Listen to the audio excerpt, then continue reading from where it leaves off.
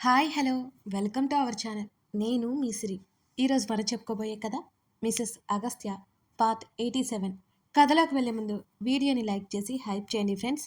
శ్రీకళ పక్కనే ఉన్న వ్యక్తిని చూసి నా కనులు పెద్దవైపోయాయి. నేను నిశ్చేష్టురాలనై నిలబడిపోయాను. అలాగే శ్రీకళ పక్కన రామ్ ఉన్నాడు. నా కాళ్ళ కింద నేల కదిలినట్టుగా అనిపించింది నాకు. నేను చూస్తున్నది నిజమేనా లేక భ్రమపడుతున్నానా నాకు అర్థం కాలేదు. వాళ్ళు చాలా దూరం వెళ్ళిపోయారు. వాళ్ళ వెనకే గబగబా పరిగెత్తాను. ఇద్దరూ మరో షాప్లోకి వెళ్ళిపోయారు. బయట ఆగిపోయి నేను వాళ్ళని చూడసాగాను. రామ్, కళ ఇద్దరూ చాలా క్లోజ్గా కనిపిస్తున్నారు. నాకైతే పిచ్చి పట్టేలా ఉంది వాళ్ళని చూస్తుంటే. అసలేం చూస్తున్నాను నేను? అసలేం జరుగుతోంది? రామ్ ఏదో అంటుంటే కళ సిగ్గుపడుతోంది. వాళ్ళ చుట్టూ మరిచిపోయి చాలా సంతోషంగా ఉన్నట్టు అర్థమవుతోంది. నేను చాలా దూరం వచ్చినట్టే అర్థమై వెనక్కి తిరిగాను. నా ఎదురుగా అగస్త్య కనిపించాడు. ఎక్కడికెళ్ళావు? తన మాటల్లో కోపం లేదు ఈసారి.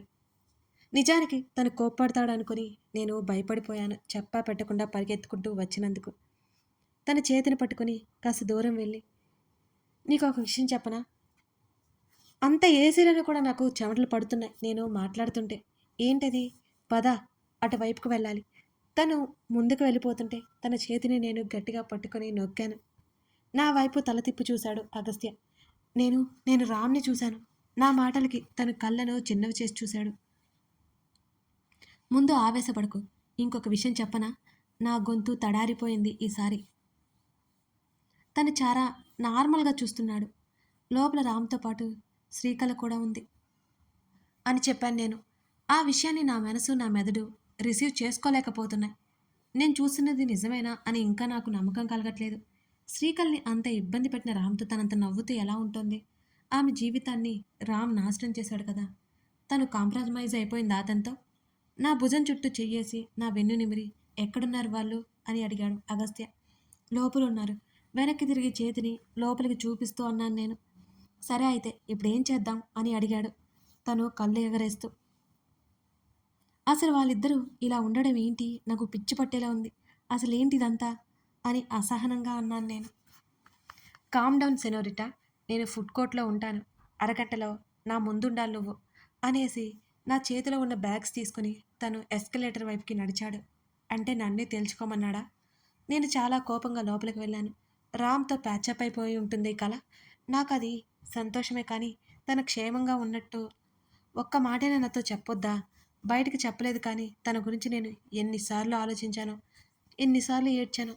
తన వల్ల, తనకి నా వల్ల ఏదో జరిగిందని ఎన్ని నిద్రలేని రాత్రులు గడిపాను. ఇప్పుడు కనుక తాను నాకు కనిపించకపోతే ఆ గిల్టీ ఫీలింగ్ జీవితాంతం మోసేదాన్నే కదా. హలో! నా పిలుపుకి ఇద్దరు వెనక్కి తిరిగి చూశారు. నన్ను అక్కడ ఊహించలేదనుకుంటా. ఇద్దరూ షాక్ కొట్టినట్టుగా నిలబడిపోయారు.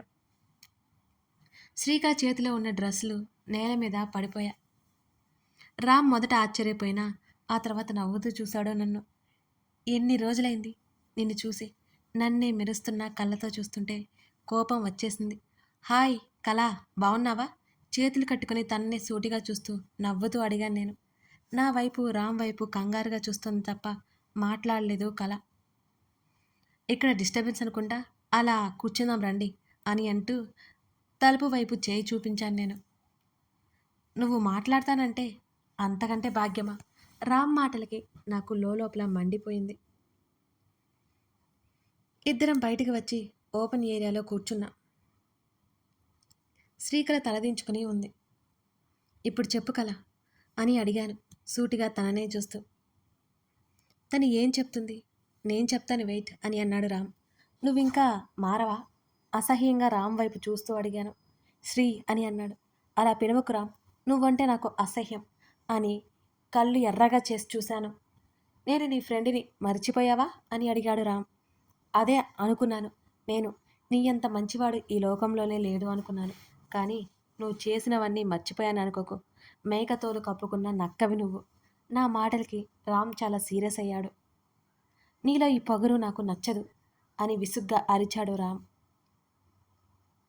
Just shut up. నువ్వంటే నాకు ఎంత ఇష్టమో నీకు తెలుసా అని రామ్ కూడా గట్టిగా అరిచాడు. అటు ఇటు వెళ్ళేవాళ్ళు మా వైపు చూడడంతో రామ్ గొంతు తగ్గించాడు. నీకోసం ఏమి చేయడానికైనా సిద్ధమయ్యాను. ప్రాణాలు తీయడానికి కూడా వెనకాడలేదు. కానీ నువ్వేం చేశావు? అగస్త్య కోసం నన్నే కాదనుకున్నావు అని అన్నాడు రామ్. చాలా అంటే చాలా ఆవేశంగా. అతను చెప్పేది వింటున్నాను. దీన్ని ప్రేమ అంటారా రామ్ అని నేను గట్టిగా అడిగాను. వెంటనే తన చెయ్యి నా ముఖం మీదకి రాబోతుంటే ముఖం పక్కకు తిప్పుకున్నాను. అతని చేతిని వెనక్కి తీసుకున్నాడు. శ్రీకళను చూసి తను ఎందుకో ఏడుస్తోంది. నువ్వంటే నాకు పిచ్చి శ్రీ. నీకోసం ఏదైనా చేసే అంత పిచ్చి. నువ్వు నన్ను చీకొట్టినా కాదన్నా నాకేం అనిపించదు. కానీ ఆగస్తే కాస్త ప్రేమ చూపించగానే వెళ్ళిపోయా. అదే నాకు నచ్చలేదు. నన్ను కొట్టించి జైల్లో పెట్టించాడు. ప్రాణాలు పోయేదాకా నన్ను చావగొట్టాడు. అందుకే తన్ని ఇబ్బంది పెట్టాలి అనుకున్నాను నేను. నువ్వు ఇబ్బంది పడితే తను ఎలాగో ఇబ్బంది పడ్డట్టే కదా అని రామ్ నవ్వాడు. ఇంత వయసొచ్చినా బుద్ధి జ్ఞానం లేదు నీకు. మళ్ళీ నా మాటల్లో అసహ్యం నా ముఖంలో నా కళ్ళల్లో స్పష్టంగా తెలిసేలా చూశాను నేను రామ్ వైపు. నీ మీద ప్రేమ పోయి పగ పెరిగింది శ్రీ. అందుకే నా ప్లాన్ ఎగ్జిక్యూట్ చేశాను. ఇప్పుడైతే నాకు అనిపిస్తుంది నీ మీద పగ పెంచుకోవడం వల్ల లాస్ అయ్యేది నేనే అని. అందుకే నీకంటే ఎంతో సంతోషంగా బ్రతకాలని అనుకున్నాను అని అంటూ కుర్చీలో వెనక్కి వాలి నవ్వుతున్నాడు రామ్. ఆ టైంలో రామ్ ఒక పిచ్చివాళ్ళ ఒక సైకోలా కనిపించాడు నా కళ్ళకి. అందుకే అందుకే కళని అడ్డుపెట్టుకుని నిన్ను ఇబ్బందులు పడేశాను అని అంటూ ముందుకు వచ్చాడు రామ్. పాపం నా వల్ల తనని ఇబ్బంది పడడానికి సిగ్గుగా లేదు. నా ముఖంలో అసహ్యం కాస్త కూడా తగ్గలేదు అసలు రామ్తో మాట్లాడుతున్నంతసేపు. ఆహాహా! కళని దగ్గరికి లాక్కున్నాడు. నేను కంగారుగా చూశాను. తనకి నేనంటే పిచ్చి. నా కోసం ఏమైనా చేస్తుంది. రామ్ చెప్పగానే నా కనులు పెద్దవైపోయాయి. అదే ఆశ్చర్యంతో చూస్తున్నాను నేను వాళ్ళ వైపు. ఎస్, నన్ను ఎప్పటినుంచో పిచ్చిగా ప్రేమిస్తుంది. ప్రపోజ్ కూడా చేసింది. నీకోసం రిజెక్ట్ చేశాను.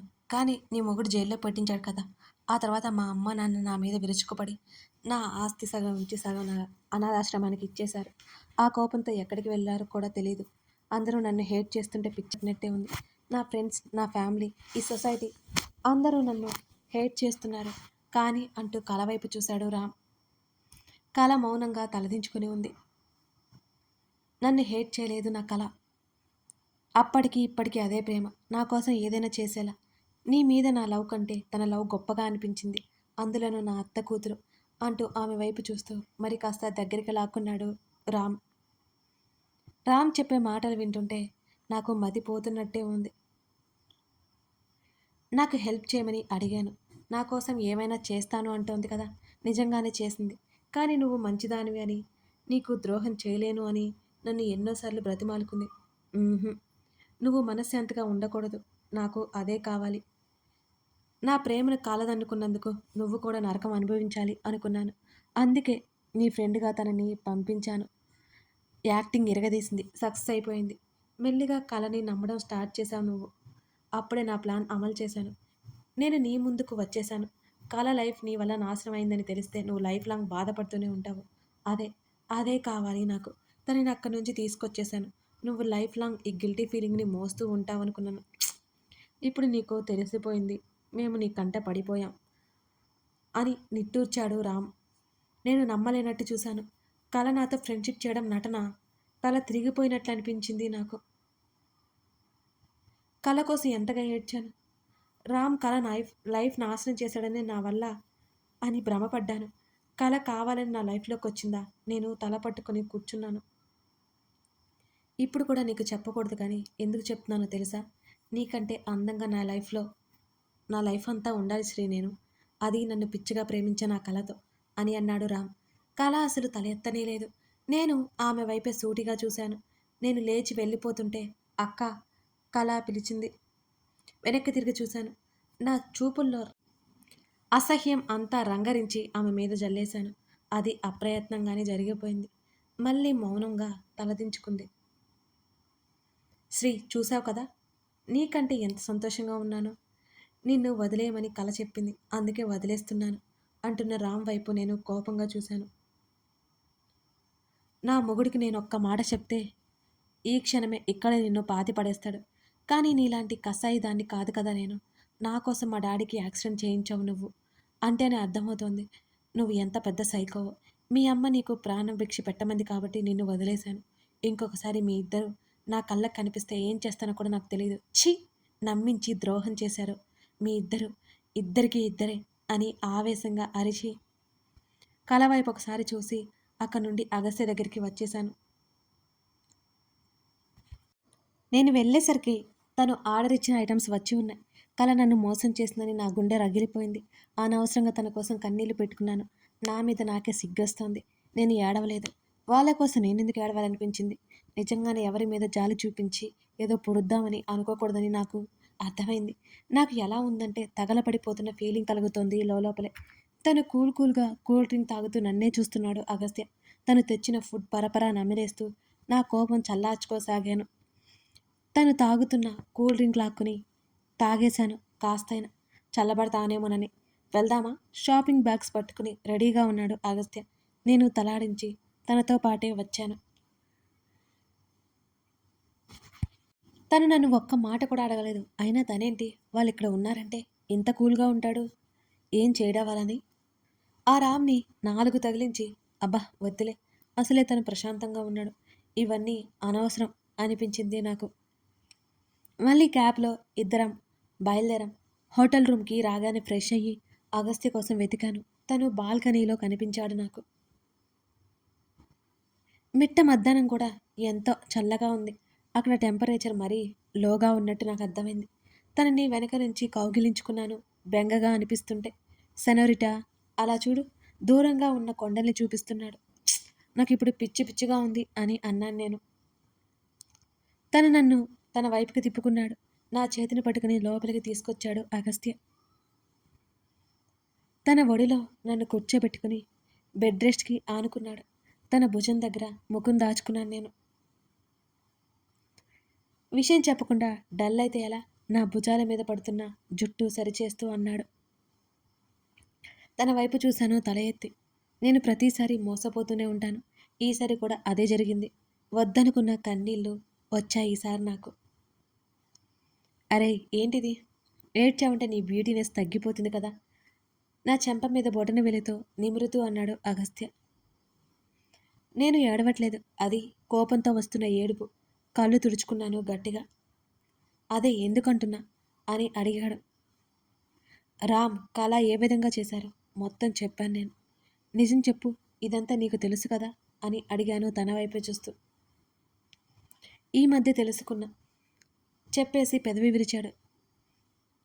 ఈ మధ్య అంటే మరి నాతో ఎందుకు చెప్పలేదు? నేను ఆవేశపడుతుంటే నన్ను ముద్దు పెట్టుకున్నాడు అగస్త్య.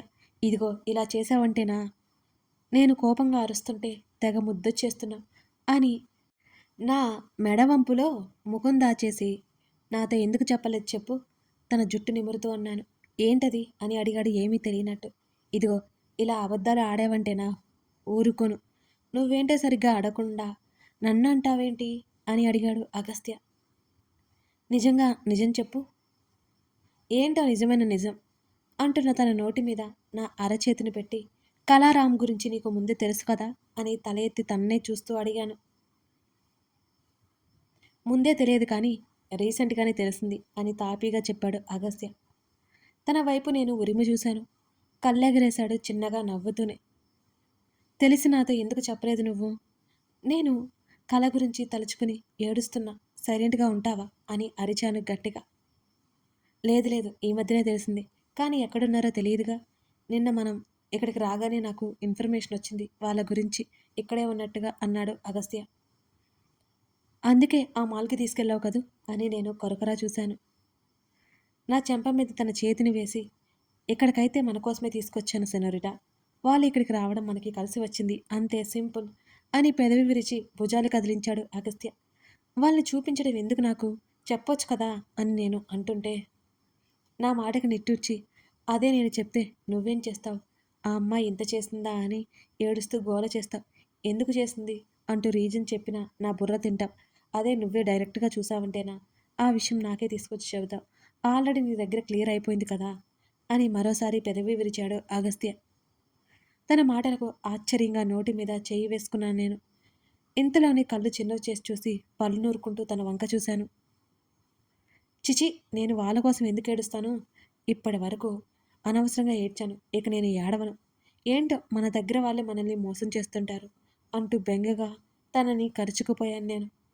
తనేం మాట్లాడలేదు ఇక. తన కౌగిలిలో నన్ను బంధించాడు. మరో 2 రోజులు అక్కడ అంతా ప్రశాంతంగా హాయిగా తిరిగేసి రిటర్న్ రావాలి అనుకున్నా. సరిగ్గా ఎయిర్‌పోర్ట్‌లో ఉండగా దూరంగా కనిపించిన వ్యక్తిని చూసి నేను దెబ్బకి షాక్ అయిపోయాను. కథ కొనసాగుతుంది. మళ్ళీ ఈ శ్రీద ఎవరిని చూస్తుందంటారు? ఎప్పుడు ఏదో ఒకటి చూసి షాక్ అయిపోతూనే ఉంటుంది కదా! ఇంతకీ ఆ వ్యక్తి ఎవరు? ఎయిర్‌పోర్ట్‌లో ఎందుకున్నాడు? ఇవన్నీ తెలియాలి అంటే ఈ కథని మీరు పూర్తిగా చూడాల్సిందే. అలాగే మెంబర్‌షిప్‌లో బోలెడన్ని ఎపిసోడ్స్ ఉన్నాయన్నమాట 'మిసెస్ అగస్త్య'. మీకు ఇంట్రెస్ట్ ఉంటే మెంబర్‌షిప్ తీసుకొని ముందుగా ఎపిసోడ్స్‌ని చూసేయండి. మిస్ చేయకండి. Thank you for watching this video.